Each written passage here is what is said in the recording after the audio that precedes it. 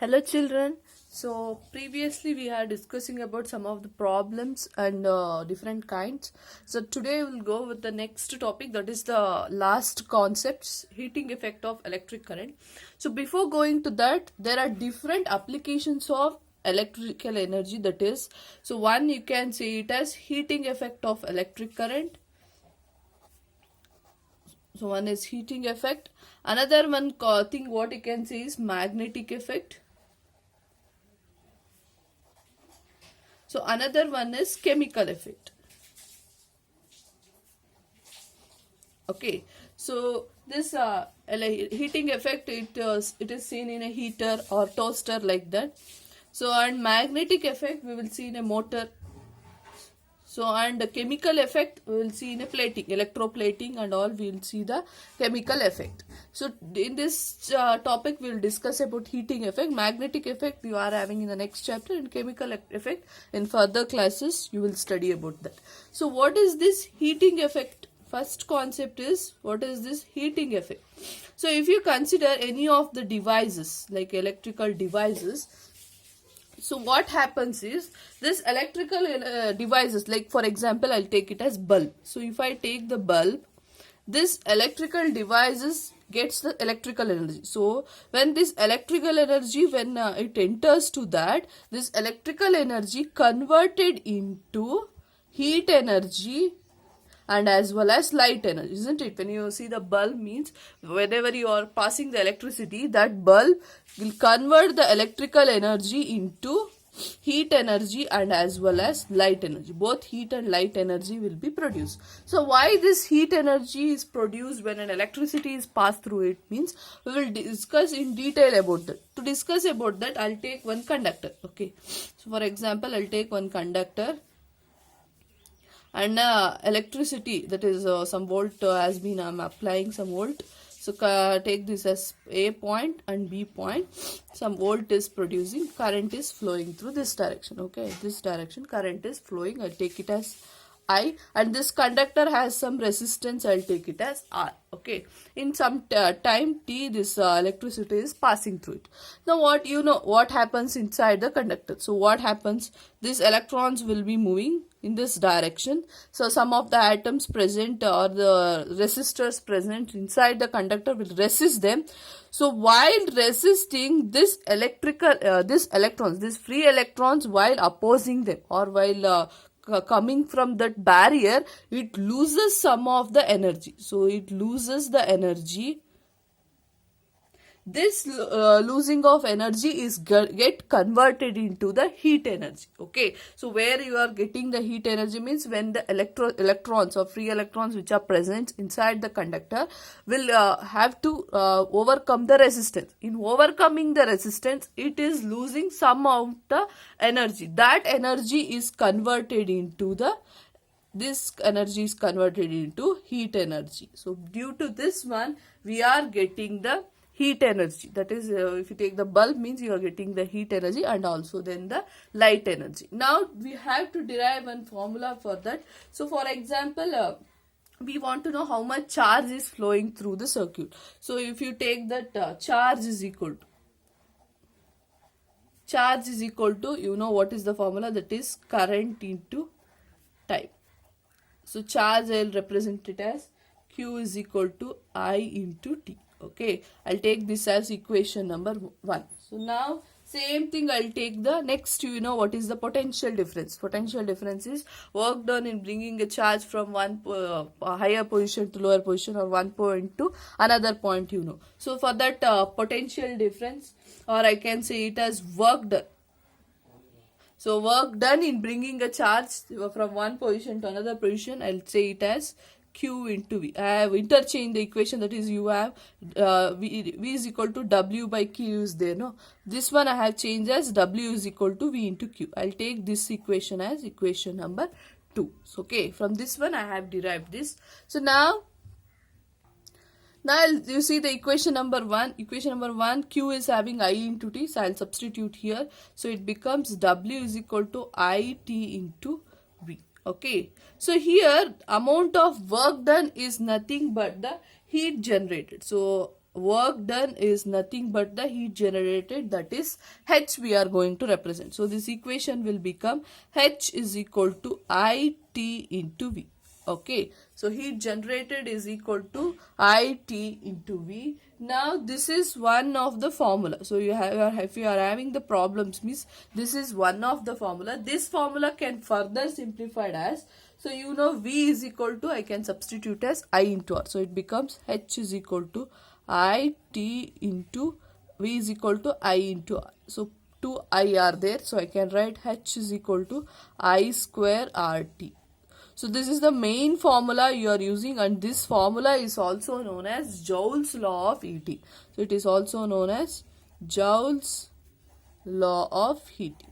Okay. So wherever you are using the formula, this formula you are most probably you are using. So now again you can simplify this formula. How you can simplify is I you can substitute as V by R. So R will cancel. So I'll get the value as H value, again I'll get it as V square by R into T. So this is also another one formula. So here in the case of heating effect, we are having three formulas. Based on what the content they have given, based on that we are using the different formulas. Mostly we will use this formula, and then we will simplify this further. Okay, so this is about the heating effect of electric currents. So where heating effect will come when the electrons gets loses its energy, then heat will be produced inside the conductor or inside the device, due to which electrical energy has been converting into heat and as well as light energy. So next we will discuss about some of the practical applications of heating effect of electric current. So next it is practical applications of heating effect of electric current. So there are two practical applications. One is, if you consider a bulb. So if you consider an electric bulb, so in electric bulb, when electricity is passed through it, heat energy and light energy will be produced. So what happens inside the bulb means, so you know in the bulb there is a filament. So filament will be present. That filament produces the heat energy and as well as light energy. So now if more amount, for example, if more amount of heat or more amount of electricity has been passed through it, means first it directly affects the filament. So why? Because means to overcome this more amount of energy, that filament should have the high melting point. So if the filament is having the high melting point, means then only it can resist the heat energy. So that filament, what mainly we are using in all the devices is tungsten. So tungsten is the filament which we are using. It has the high melting point, that is 3308 degrees Celsius. So this is the main use of that. So the tungsten which is having high melting point, that is nearly of 338. Yes, this zero should be added. So 3380 degrees Celsius. That is the high melting point of the tungsten filament. So because of its high melting point, it resists or it opposes for the fusing of the bulb. Because of that, the bulb effect for the high amount of energy will be get reduced due to the high melting point. So we can reduce the fuse of the bulb or any effect to the filament. This is one type you can say it. And another one thing what you are using is chemicals. So what chemicals means, if you see the bulb, inside the bulb filament will be there. Inside that, so if you there is some chemicals will be there, that is inside that argon or some of the gases will be filled there. Why these gases are filled means, if it is heat has been produced, means it should not affect the environment, isn't it? That will be restrained in a bulb itself. It won't affect the environment. Whatever the heat produced, whatever the light produced, it won't affect it. But if you touch it, you will feel that. So some of the heats are, if you touch the electric bulb, means you can able to say that heat, that is heat, you can practically assume that.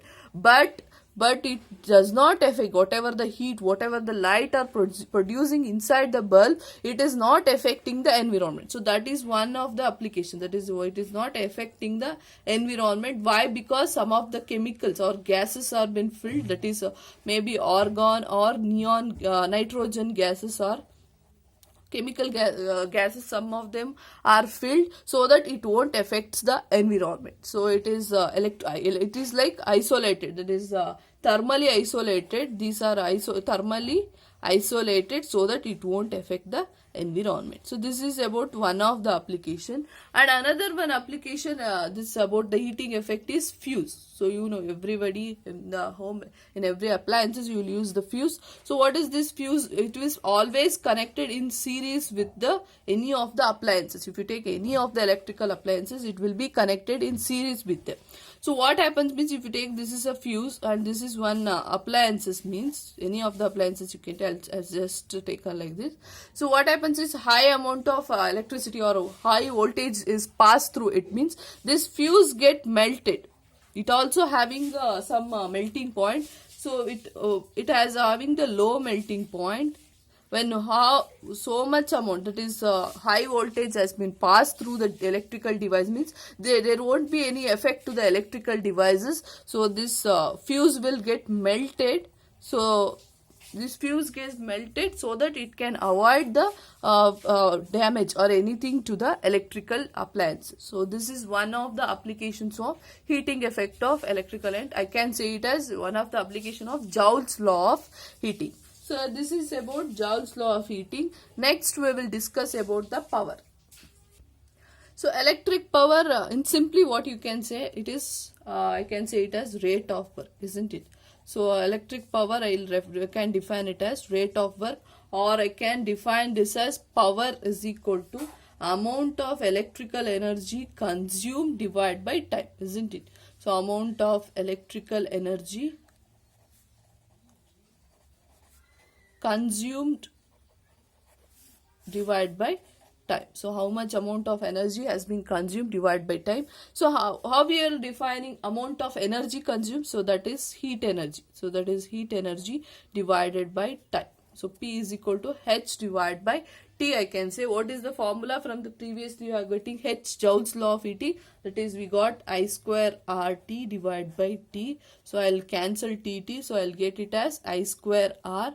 So I square R, so I can change it into, formula of I is V by R, so I can write it as V square by R square is there, so into R, 1 R get cancelled, so I'll get V square divided by R. So V square I'll split it, V into V divided by R.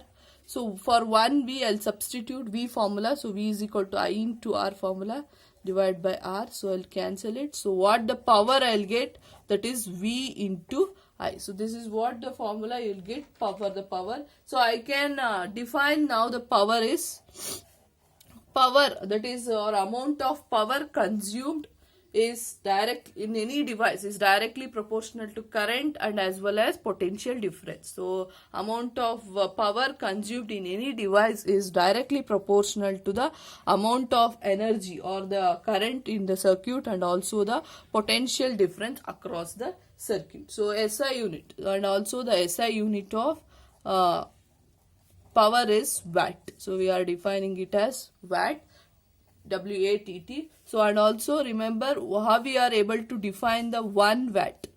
So 1 watt is nothing but, or amount of 1 watt is nothing but when 1 ampere of current is passing through it in 1 volt. So through the 1 volt devices, when 1 ampere of current has been passing through with the potential difference of 1 volt, then we are able to define it as 1 watt. And also remember, if it is 1 kilowatt is this, so 1 kilowatt is nothing but 1000 watt. Okay, in your home and all, if you see the electricity bill, it will be in units, isn't it? So it is in units. So 1 unit is nothing but 1 kilowatt hour. Okay. So whatever you are getting your electricity bill, it will be in 1 unit. So 1 unit is nothing but 1 kilowatt hour. So 1 kilowatt hour I can convert. So kilowatt I can take it as 1 kilowatt is 1000. So 1000 into hour is nothing but 3600 seconds. So 1 unit I can define it as 3.6 into 10 to the power 6. So I can so what it is in the joule. Okay, so 1 unit I can define it as 3.6 into 10 to the power 6 joule. So this is about last topic and final topic of the electricity. So next we are going to discuss about the some of the problems based on heating effect of electric current and also the power. So some few problems are there. Power, it is direct questions will be there about the power.